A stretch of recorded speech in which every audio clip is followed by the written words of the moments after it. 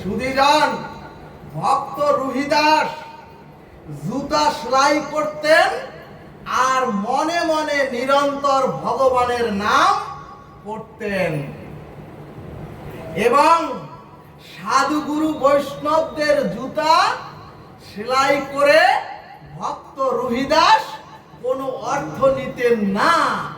অর্থাৎ ভক্ত রুহিদাস মনে করতেন ওটাই হলো আমার কৃপা। ভক্ত রুহিদাস মনে করতেন ওটাই হলো সাধুগুরু বৈষ্ণবের করুণা। আর দিনান্তে যতটুকু সঞ্চয় হতো অর্ধেক সঞ্চয় থেকে ভগবত সেবায় লাগাতেন, আর বাকি অর্ধেক যা থাকতো সেটা দিয়ে যত সামান্য রান্না করে ভগবান রাম প্রভুকে ভোগ লাগিয়ে নিজেও প্রসাদ পেতেন। ভক্তমাল চরিত গ্রন্থ দেখালেন ভক্ত রুহিদাস জুতা সেলাই করে সাধুগুরু বৈষ্ণবের সেবা করেন, আর সেই রুহিদাস নিরন্তর সর্বেষু কালেষু মামুনুষ্যর যুদ্ধচ ভগবানের নাম করেন এবং এত কষ্ট দুর্দশার মধ্যেও নিয়মিত ভক্ত সেবা বৈষ্ণব সেবা তার গৃহ মন্দিরে নিরন্তর দিতেন। সুধীজন, এমন ভক্তি দেখে স্বয়ং ভগবান রামচন্দ্র নিজে মানুষের রূপ ধরে সাধুর বেশ ধরে ভক্ত রুহিদাসের কাছে আসলেন জুতা সেলাই আর পলিশের জন্য। এবং জুতা সেলাই আর পলিশের পরে যখন ভগবান রূপ সাধু কিছু অর্থ দিলেন, তখন ভক্ত রুহিদাস বললেন, আপনি তো সাধুগুরু ভক্ত, কাজী আপনার চরণ ধুলি রূপ অর্থ দিলেই আমার সকল প্রাপ্তি হবে। জয় নিতাই গৌর হরি বল। তখন ভগবান রামচন্দ্র রূপ সাধু বললেন, তাহলে ওগো আমার এই মূল্যবান জিনিসটি তুমি রাখো। ভগবানের যদি নিরন্তর কেউ থাকে অনন্য চিন্তান্তমাং যে জনা পর্যুপাসতে তেষাং ভক্তা যুক্তানাং যোগক্ষেমং বহাম্যহম, তার যোগ এবং ক্ষেম সব ভগবান নিজে মাথায় করে বহন করেন। যার জন্য ভগবান চিন্তা করলেন ভক্তের সর্ব অভাব যাতে দূর হয়, সেজন্য একটি পরশ পাথর দিলেন ভক্ত রুহিদাসকে। কিন্তু সুধীজন, ভক্ত রুহিদাস পরশ পাথরটি হাতে নিয়েই যখন জুতা সেলাইয়ের ওই লোহার দণ্ডের সাথে স্পর্শ করালেন, সাথে সাথে লোহার দণ্ডটি স্বর্ণে রূপান্তরিত হলো। জয় নিতাই গৌর হরি বল। তখন ভক্ত রুহিদাস বললেন, ও সাধু, এটা তো আমাকে পরশ পাথর দিলে।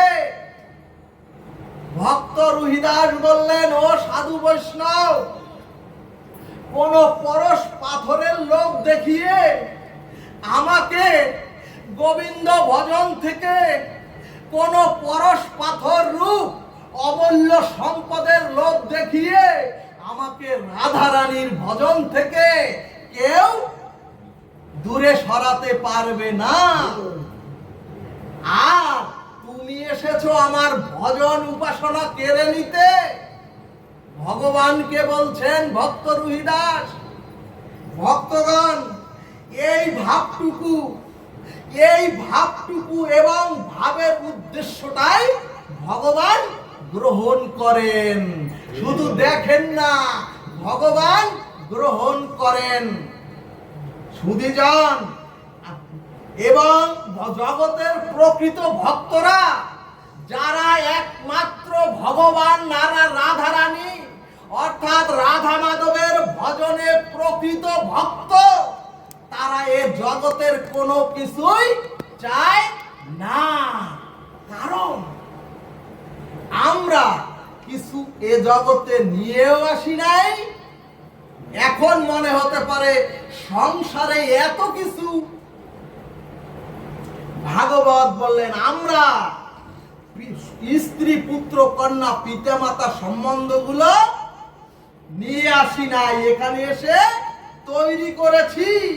আবার মৃত্যুর সময় এর কোনো কিছুই সম্বন্ধগুলো আমার সাথে আপনাদের সাথে যাবেও না। সুধীজন, এই কারণেই মহাজন বললেন, ওগো জগৎকে চেয়েও না, ওগো জগতের কোনো কিছু চেয়েও না, জগদীশ্বরকে চাও। রাধে রাধে। তাহলে যদি একবার জগদীশ্বরকে চাইতে পারো, এ চরাচরেও সব পাবে আর পরকালেও সব পাবে। এই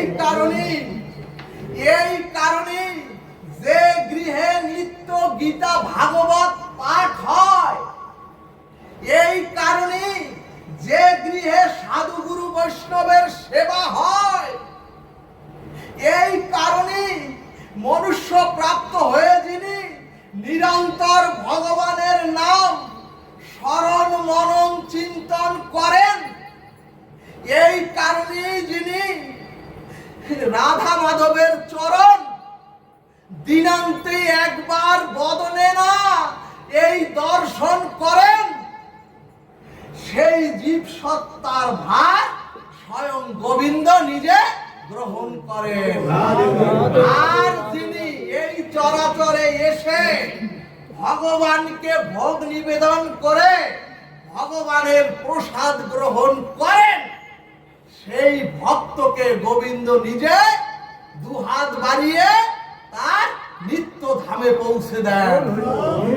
সুধীজন, ঠিক সেই রূপ ভগবান রুহিদাসকে পরশ পাথর দিলেও রুহিদাস সেই পরশ পাথর বুঝে রাখলেন তার গৃহ মন্দিরে ভাঙ্গা চালের হাজের মধ্যে। এদিকে ভগবান রামচন্দ্র 6 মাস পরে আবার ওই সাধু বেশ ধরে এসে দেখেন সেই শত ছিদ্র পুরে ঘর, এখনো যে রূপ ছিল সেই রূপ আছে। এখনো সেই জুতাই সেলাই করেন রুহিদাস, এবং রুহিদাসের অঙ্গে এখনো সেই ছেঁড়া কাপড় জড়িয়ে উনি সাধু বৈষ্ণবের সেবা করিতেছেন। সুধীজন, ভগবান দেখলেন ওরে পরশ পাথর পেয়েও যার পরশ পাথরের প্রতি লোভ হয় না, ওরে চরাচরে এসে পরশ পাথরেও যার সাধন ভজন থেকে এক চুলো তাকে সরাতে পারে না, এবং এত দারিদ্রতার মধ্যেও যার সাধু বৈষ্ণবদের প্রতি সেবাই যার মূল লক্ষ্য হয়, তখন রামচন্দ্র ভগবান সাধু বেশ ছেড়ে স্বয়ং ভগবান রামচন্দ্র ভক্ত রুহিদাসের চরণে পড়ে বললেন, ও রুহিদাস, ও রুহিদাস, তুই কি সারাটা জীবন জিতবি? আমাকে কি একবারও জিততে দিবি না? জয় নিতাই গৌর সীতারাম পরমানন্দে। ভগবান বললেন, শুধুই কি তুই জিতবি? একবারও কি আমাকে তোর সেবা করে আমাকে একটু জিততে দিবি না?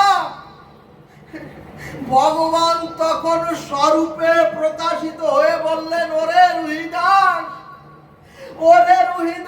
দেখ তোর ভক্তির ব্যাকুলতায় দেখ, আমি দিব্য রথ নিয়ে এসেছি।